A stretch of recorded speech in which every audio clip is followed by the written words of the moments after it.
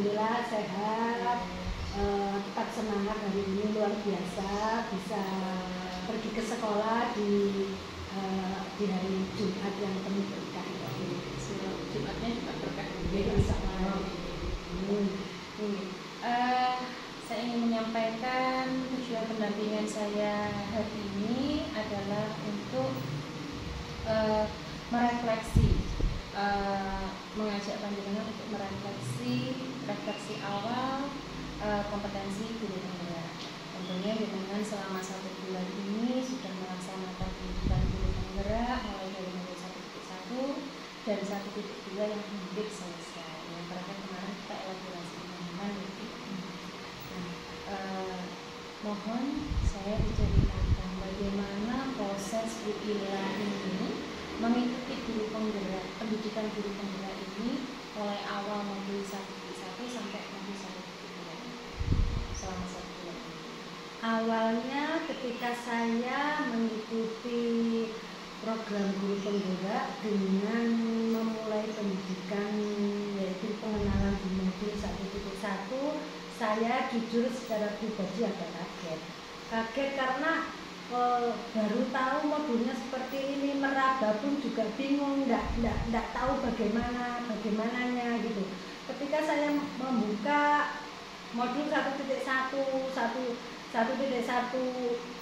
A itu saya masih belum paham sekali ini arahnya kemana, tentang pembelajaran KHD itu bagaimana. Jadi ketika saya berdiskusi itu ya kadang ya cuma ngikut alur-alur aja. Terus setelah itu setelah di ruang rukol yang kedua dengan Bu Fasilitator Bibli yang selalu menarik garis benang merah, akhirnya saya sedikit demi sedikit paham dan kemudian lebih dipahamkan lagi ketika di sesi elaborasi. Karena di sesi elaborasi di situ memang instruktur tugasnya adalah menjelaskan tentang modul yang sudah kita pelajari tersebut. Nah, kemudian setelah selesai sampai mengerjakan aksi nyata dan refleksi di mingguan, itu saya baru tahu alurnya. Oh, ternyata modul ini seperti ini toh. Oh, jadi kita bisa membayangkan sebelumnya. Nah, jadi ketika pada yang mau ke 1.2 itu saya sudah menunggu. Jadi ternyata pada tanggal 2 Juli itu kok gak keluar ya ini tugasnya. Saya sudah gitu. Saya mencari literasi di YouTube. Oh, nanti ternyata tugasnya seperti ini. Makanya ketika tanggal 2 jam 00 itu baru dibuka itu saya langsung baca-baca. Paginya itu sudah saya kerjakan semua. Jadi 1.2 sampai yang kalau nggak salah itu sudah saya lihat. Saya sampai beli. Saya sehari sudah saya kerjakan. Saya bilang ya saya karena kepo. Oh, ternyata materi yang di 1.2 ini lebih mudah pemahamannya daripada yang 1.1 seperti itu. Jadi saya senang-senang aja untuk belajar. Luar biasa sekali Bu Ila nih, dari awal panjenengan menjelaskan ke saya. Awalnya tuh saya nggak tahu Bu arahnya apa ketika disuguhkan dengan filosofi pendidikan Ki Hajar Dewantara. Tapi setelah elaborasi Bu Ila mulai paham, ternyata instrukturnya memberikan pemahaman seperti ini. Karena di elaborasi memang kita hanya menarik ke benang merah, lalu mengelaborasikan gitu pemahaman-pemahaman yang sebelumnya, jadi merangkaikan gitu. Di elaborasi kan kita merangkai gitu. Terus kita didampingi instruktur yang juga luar biasa juga kayak Bu Ila. Terus habis itu jenengan punya rasa kepo tadi saya modul selanjutnya ini harus bagaimana. Ternyata alhamdulillah jenengan punya inisiatif yang luar biasa untuk ini dulu belajar dulu. Dengan itu jenengan juga walaupun blenger tadi cepat, akhirnya kerjakannya cepat saya tangkapkan gitu. Salut sekali dengan Bu Ila karena luar biasa, jenengan itu ingin belajarnya luar biasa. Ya, sampai saya itu ketika kemarin pergi berlibur sekitar 2 minggu, saya pulang kampung itu saya tetap bawa laptop. Di sana tuh banyak sekali saya belajar kepada keponakan saya, belajar kepada ini gimana, soalnya dari awalnya kan saya juga untuk masalah Canva ini juga belum paham betul, rumahnya juga tahu Bu Mila ngapain, saya masih belajar Bu ini sama-sama belajar dan pernah gagal bikin video, saya masukin suaranya ini juga nggak bisa, ini saya pakai musik aja sampai seperti itu. Tidak apa-apa, tapi itu namanya proses gitu. Semoga semangat jenengan ini akan terus menyala sampai akhir kegiatan. Ya, terkait dengan refleksi kita juga kemarin setelah kita melaksanakan lokakarya orientasi ya. Panjenengan kan waktu lokakarya orientasi itu menuliskan tentang harapan dan kekhawatiran, mulai dari kekhawatiran dulu. Panjenengan kan menuliskan beberapa kekhawatiran yang saya tanyakan di sini. Apakah kekhawatiran itu sudah terjadi ataukah kekhawatiran itu ternyata tidak terjadi atau bagaimana? Kekhawatiran pasti ada karena program guru penggerak ini kan sesuatu yang baru ya buat saya, dan saya juga masih meraba. Kekhawatiran itu kalau dari pribadi saya sendiri mungkin enggak, karena saya sudah menyiapkan diri saya sendiri untuk semangat mengikuti ini karena saya kepingin lebih baik lagi secara profesional saya, ya saya kepingin lebih baik lah. Misalnya jadi guru yang bervalue lah, setidaknya coba jadi guru-guruan seperti itu. Nah, yang saya khawatirkan itu mungkin ketika di lingkungan kerja saya, mungkin ada beberapa teman yang mungkin ketika nanti suatu saat ingin saya ajar atau apa, nah istilahnya gembosi itu itu yang menjadi kekhawatiran saya. Tapi untungnya alhamdulillah pujian Maya sebagai kepala sekolah saya juga mengikuti program guru penggerak ini, jadi kita saling mensupport. Jadi saya istilahnya tidak berjuang sendirian di sini, ada Bu Maya yang selalu membackup juga. Jadi kekhawatiran jenengan tercover dengan dukungan dari Bu Kepala Sekolah sendiri. Lalu untuk harapan-harapannya, harapan kemarin kan jenengan juga menuliskan harapan gitu. Itu kan sebelum jenengan melaksanakan pendidikan guru penggerak ini sampai sekarang. Adakah harapan baru ataukah harapan-harapan kemarin itu sudah tercapai semua Bu Juli? Saya sekarang punya harapan baru, itu bagaimana? Harapan pasti ada ya.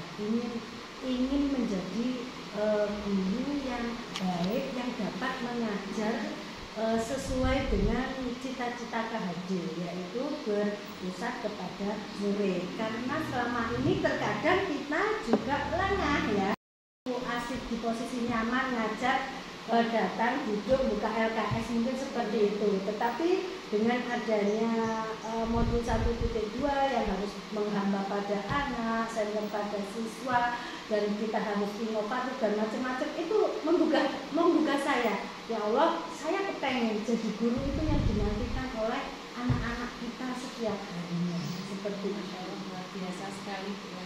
Jadi munculkah harapan baru dari harapan-harapan ini? Muncul. Ya, salah satunya ingin menjadi guru yang dirindukan. Iya, ingin menjadi guru yang dirindukan anak-anak, dan anak-anak haus akan ilmu yang saya berikan. Seperti itu, inginnya seperti itu. Ingin merubah anak-anak agar memiliki semangat untuk belajar yang lebih baik lagi, untuk menggapai cita-citanya. Seperti itu. Walaupun dengan keterbatasan itu ya, tetap semangat, luar biasa. Nah, selanjutnya lagi Bu, kemarin kan panjenengan di modul 1.1 itu sudah belajar tentang filosofi pendidikan belajar kelompok.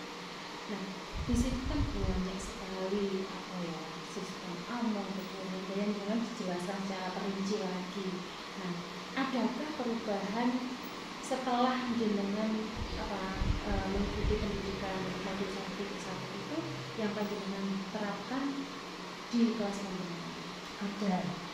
Ya, jadi kita jadi guru itu sekarang kita harus mengubah posisi peran kita ya. Kita tidak hanya sebagai teacher center, tetapi kita hanya di situ sebagai fasilitator. Jadi kalau kita sebagai fasilitator ke anak-anak, kita harus mempersiapkan diri apa yang nanti akan kita berikan ke anak kita. Jadi nanti berarti kita sebelumnya harus menyiapkan modul-modulnya. Jadi tidak sebagai, kalau mungkin kita sebagai teacher center, kita ngajar ilmunya anak-anak kan sudah kita kuasai ya, mungkin kita datang kita langsung terserah seperti itu. Tetapi nanti di yang ini saya harus begitu seperti itu. Jadi yang mendorong, kira-kira yang mendorong perubahan Bu Ila ini apa? Ya saya harus berubah, tapi yang mendorongnya Bu Ila untuk berubah itu kira-kira apa? Ya selain sudah mempelajari modul itu ya semangat saya untuk ingin lebih baik lagi. Oke, luar biasa Bu Ila, Masya Allah. Jadi semangatnya semoga tetap terjaga.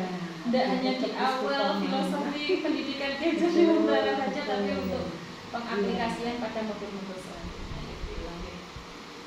Lalu respon ketika panjenengan mengaplikasikan ilmu itu kepada anak-anak, ya tentunya anak-anak nggak tahu sih ya itu filosofi gadget di Membara seperti apa kan tidak dijelaskan, tapi kan jenengan kan menarik intisari dari pembelajaran itu lalu diaplikasikan ke anak-anak.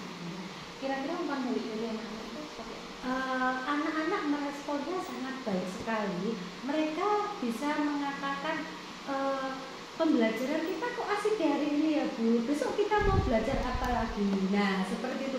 Nah dari kalimat anak-anak tersebut itulah yang membuat semangat saya untuk bisa lebih berinovasi lagi dalam memberikan materi atau mengajar. Mungkin saya bisa dijelaskan secara spesifik lagi apa ya, student center, kegiatan student centernya yang ingin panjenengan lakukan bersama anak-anak ke depannya ini meruntut dari pengalaman dengan belajar tentang modul satu ini. Mungkin saya akan mendesain pembelajaran saya. Kalau kemarin itu waktu pelajaran IPS di situ ada peta ya, biasanya kita kan hanya memperlihatkan peta, nah seperti itu.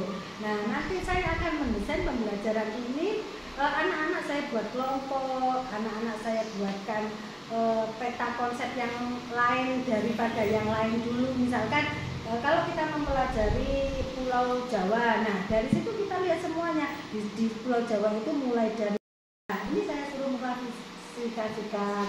Nanti anak kelompok yang lain mempelajari budaya provinsi lain. Nanti mereka saling tukar-menukar, mereka presentasi. Jadi mereka menemukan sendiri. Nah seperti itu. Kita sebagai fasilitatornya. Luar biasa sekali. Nanti saya ingin masuk ke kelas Bu Ila suatu saat itu melihat Bu Ila mempraktekkan, mengaplikasikan bagaimana pembelajaran yang sudah dengan inginkan, harapkan gitu ya. Pastinya ketika jenengan akan mengaplikasikan, jenengan harus mengantisipasi beberapa tantangan. Nah ketika nanti jenengan mengaplikasikan itu kira-kira kalau misalkan saya meminta jenengan untuk membayangkan tantangan terbesar ketika jenengan akan mengaplikasikan itu apa? Tantangan terbesar mungkin mengkondisikan anak dulu ya. Nah, karena memotivasi anak itu kadang agak repot, yang memiliki semangat belajar yang agak seperti itu. Tetapi mungkin dengan desain atau modul atau metode yang akan kita berikan menarik, mereka akan antusias seperti itu. Semoga nanti Bu Ila bisa mengaplikasikan, setelah itu kok ada beberapa tantangan yang dipikirkan itu terjadi, Bu Ila bisa mengatasi tantangan tersebut dengan seperti itu. Harapan saya seperti itu. Jadi kita luar biasa sekali jawaban-jawaban dari Bu Ila ini sangat menginspirasi saya. Lalu tentang kemarin kan terakhir kita lokakarya orientasi pada sesi 3 itu kan Pak Mujib menerangkan tentang pembuatan portofolio digital. Saya ingin melihat seberapa jauh progres jenengan untuk membuat portofolio digital dan juga kendala apa yang jenengan hadapi ketika jenengan membuat portofolio digital. Awalnya saya itu membuat portofolio digital kan membaca dulu dari modul yang sudah diberikan Pak Mujib, saya baca, kemudian saya baca sekali ya nggak paham. pendalaman Iya penyerapan. betul. Terus ternyata saya nyari di tutorial YouTube ya, karena lebih apa spesifik langkah-langkahnya. Oh seperti ini dan alhamdulillah saya berhasil membuatnya.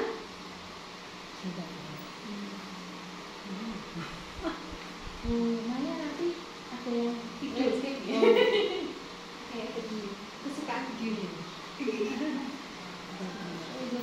Jadi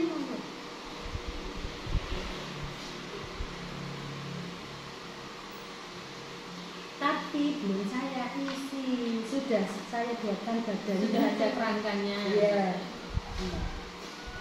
Tapi nanti dikumpulkan sambil isi.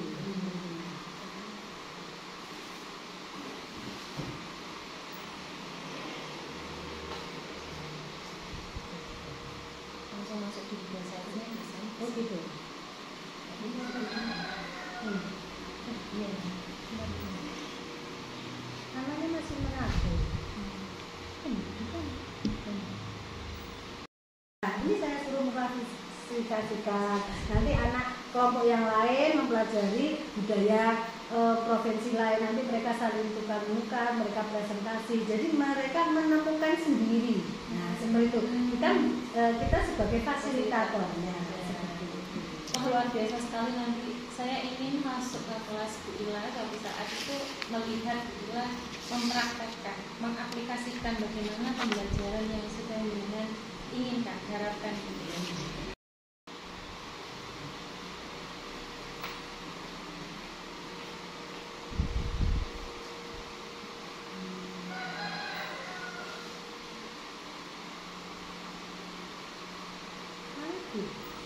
Buku situs, tulisannya situs gitu. Ke atasnya. Jadi kan pakainya ini akun belajar IT nomor. Oh iya, pakai akun belajar ID saya. Nah.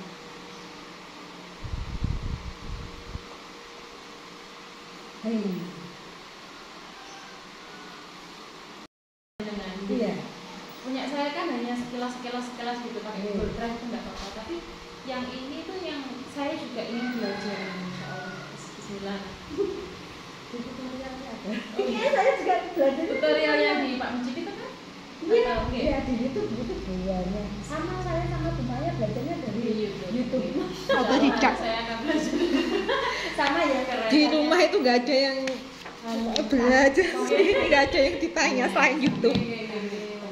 Berarti untuk portfolio digital ini clear ya? Ya, sudah ada masalah. Dengan tinggal memasukkan, kendalanya juga nggak ada karena punya partner yang luar biasa untuk belajar bersama. Saya harap ini juga nanti bisa ditularkan ke teman-teman yang lain. Karena apa ya, namanya kita seorang guru, suatu saat kan kita akan diminta portofolio. Dan portofolio itu sekarang tidak harus kertas kan. Kita kan sudah hidup di era digital seperti ini. Jadi mungkin teman-teman bisa ini menjadi inspirasi teman-teman, semua teman-teman akhirnya punya portofolio sendiri kegiatan beliau bersama anak-anak. Kalau terstruktur tuh kayak kita lebih enak gitu ya punya. Setuju jenengan gitu. Ya, setuju sekali. Kita nggak usah nyari-nyari, apalagi ingatan kita kan terbatas. Tapi kalau dokumentasi digital kebetulan saya rajin mendokumentasikan. Jadi apa-apa saya dokumentasi, apa-apa saya dokumentasikan. Luar biasa. Walaupun kadang-kadang belum gila, senang foto-foto lah. Itu kelebihan ada dan harus dikeluarkan ke teman-teman yang lain. Soalnya apa? Karena kalau misalnya kita ada pertanyaan, Bu jenengan sudah ini, sudah, buktinya mana? Kemarin kok kata video, kemarin kok kata ini. Nah, akhirnya ketika ditanya video, ketika ditanya bukti, memang sudah tidak kesulitan kalau dapat bukti. Dan jangan disimpan di HP saja. Ini juga reminder buat saya sendiri. Jangan disimpan di HP saja setelah di ini. Kalau saya langsung pindah ke akun Google Drive. Iya, soalnya terkadang kan HP itu bisa nge-flash juga kalau terlalu berat. Benar. Saya selalu nyimpan dua jadi benar-benar luar biasa. saya juga belajar dari panjenengan yang hebat di sini. Berarti untuk portofolio digital saya kira tidak ada pun. Jadi jenengan juga sudah melaksanakan sesuai dengan panduan, dengan belajar mandiri, dengan belajar juga bersama teman, artinya ada kolaborasi di situ. Gitu. Lalu untuk peta posisi diri dan rencana pengembangan diri dalam kompetensi kurikulum. Untuk modul 1.2 kemarin kan jenengan juga belajar tentang peran dan nilai kurikulum. Yang mau saya gali di sini adalah kira-kira dari pembelajaran modul 1.2 kemarin tentang nilai dan peran kurikulum itu kompetensi apa yang kiranya sudah baik dan kenapa dan apa alasannya dengan mengklasifikasikan ini sudah baik. Kalau saya secara pribadi sepertinya di kompetensi mandiri, karena di situ saya ada kesempatan untuk belajar IT, terutama maksudnya seperti ini, saya mengalami ketertinggalan dengan teman-teman saya yang dulu. Selama 1 tahun ini saya vakum, saya nggak pernah buka laptop, artinya juara bikin modul itu kan nggak pernah, sedangkan sebelumnya kan setiap hari harus bikin modul. Nah di sana kan kalau bikin modul kan pakai Canva. Nah, saya kan ketika itu saya sudah mutasi di sini. Nah di sini kita harus menggunakan LKS. Nah sedangkan untuk menggunakan LKS kita memasukkan materi ke anak itu terkadang juga butuh waktu. Nah terkadang saya juga agak kewalahan waktu itu. Nah dari situ saya belajar banyak hal sampai saya semua kayak ikut tutorial apapun saya ikuti agar saya bisa. Jadi 2 bulan sebelum ikut pendidikan itu saya belajar apa? Belajar seperti itu. Iya, karena kalau dulu kan PowerPoint ya, biasa. Nah ini kan hal baru buat saya. Jadi saya seperti itu. Tapi insya Allah saya yakin dengan pembelajaran yang hebat. Selain mandiri apa? Mandiri student center, jadi atau panggil siswa ya, cuma memang diri saya kurang bisa memposisikan diri saya sebagai guru yang diri perlu beradaptasi juga. Tetapi setelah saya evaluasi lagi, oh ternyata menghadapi anak di sini memang harus seperti ini. Jadi saya harus punya trik lain atau metode lain untuk bisa saya diterima dengan baik, untuk saya bisa selalu dirindukan untuk anak. Ya, luar biasa sekali. Nah, sekarang untuk kompetensi yang sudah baik itu diantaranya tadi dengan mandiri dan berpusat pada kesehatan. Nah, kiranya untuk ke depan ini kompetensi apa yang panjenengan itu inginkan ini harus saya bisa, saya kuasai dan saya tingkatkan itu kira-kira apa? Inovatif pasti ya, karena kita sebagai calon guru penggerak jangan sampai dikatakan kudet sama anak-anak kita yang lebih cepat belajarnya. Nah seperti itu kita harus selalu mengikuti perkembangan zaman, itu pasti. Terus nilai kolaboratif, saya harus bisa membuka diri kepada teman-teman, tidak ada perasaan takut ditolak atau seperti apa, karena terkadang tidak semua teman bisa menerima kehadiran kita, apalagi tentang pembaharuan atau peraturan baru itu kan kadang seperti itu. Jadi kita memang harus pintar-pintar lah masuk ke teman-teman gitu. Ya, karena terkadang kan tidak sefrekuensi. Nah, seperti itu. Nah, berarti inovasi dan kolaborasi berarti. Refleksi. Itu karena terkadang kan kita harus kayak model guru takabur ya, nggak mau. Wah, aku sudah sudah selesai, sudah mengajar, anakku ketika saya kasih ulangan bisa jawab ya sudah. Kan kadang seperti itu. Padahal tidak itu saja kan, kita juga perlu menggali anak-anak tadi responnya bagaimana ya ketika saya telah memberi pembelajaran harus seperti ini. Berarti 3 nih Bu, antara inovasi inovasi dan kolaborasi dan luar biasa sekali. Nah, kira-kira Bu Ila, rencana jenengan untuk mewujudkan ini kompetensi yang harus saya intinya itu pegang lah untuk apa ya, kedepannya bisa saya tuh menjadi guru yang dirindukan, partner yang bisa saling berkolaborasi bukan berkompetisi. Itu kira-kira apa rencana panjenengan ke depan untuk mewujudkan hal itu? Yang jelas saya akan selalu berkoordinasi dengan kepala sekolah saya ya, tentang program-program saya dan meminta dukungan juga pastinya seperti itu, agar bagaimana visi dan misi sekolah ini dapat terwujud dengan baik. Kan seperti Ibu ketahui, Ibu Maya kan juga mengikuti pendidikan yang sama. Insya Allah nanti kita berdua akan bisa lebih baik untuk memajukan sekolah ini.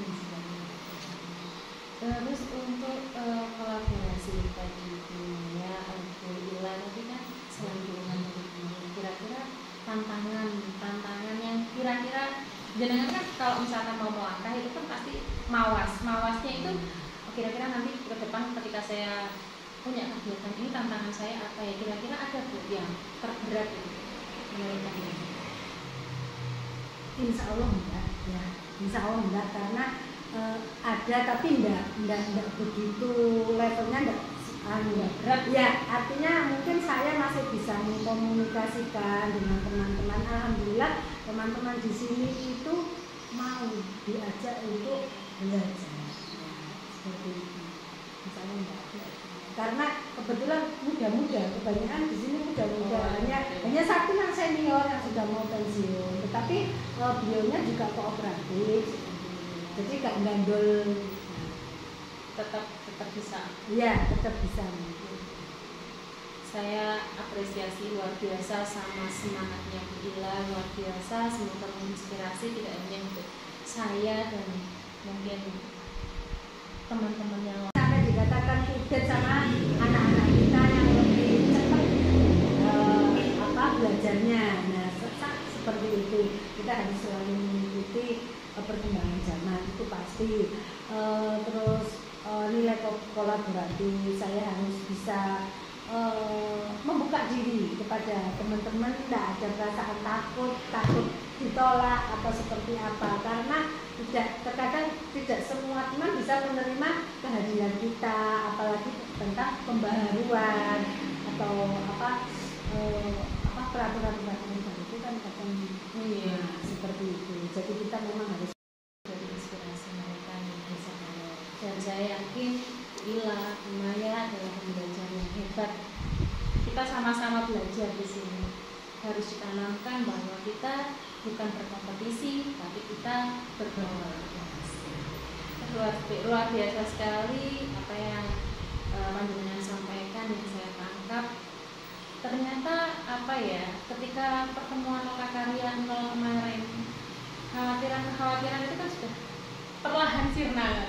Oh ternyata saya bisa menghadapi, tapi jangan kesusu untuk jumawa begitu, harus tetap mawas diri. Seperti kemarin kita elaborasi itu kan tidak usah busu-busu mengimbas atau orang lain dirayu diimbas, oh ini tapi perkaya dulu kompetensi panjenengan, tingkatkan dulu kompetensi panjenengan supaya apa, tantangan ke depan nanti ketika jenengan melaksanakan hal tersebut sudah saya bisa mengerti.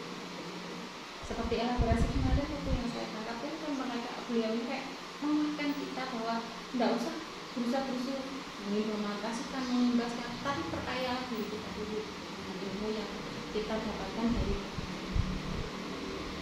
luar biasa sekali. Bu Ila menginspirasi, semangatnya luar biasa, belajarnya luar biasa, tidak dapat dari sini, dapat dari sana, juga punya partner yang luar biasa juga. Semoga apa yang Bu Ila rencanakan, cita-citakan, harapkan bisa terlaksana dengan sebaik-baiknya.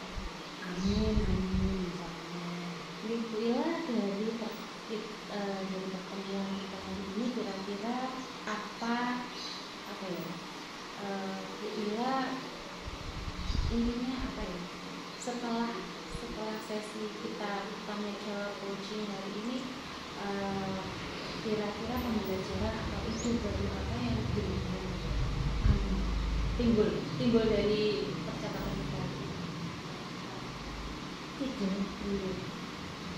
Idenya pastinya saya ingin menjadi guru yang lebih baik lagi, menerapkan semua materi yang dicita-citakan oleh Ki Hajar Dewantara seperti itu, dan kita bisa memposisikan diri menjadi contoh, itu yang penting.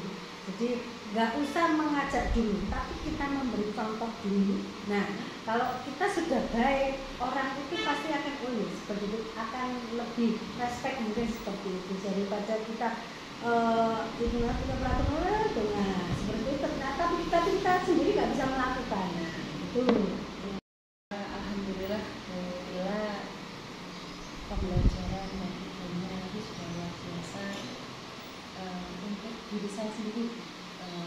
Ketika saya melakukan pendampingan hari ini, adakah yang perlu saya tingkatkan untuk bagaimana pendampingan kita ke depan supaya lebih baik? Alhamdulillah, sampai mulai dari awal sampai terakhir sesi kita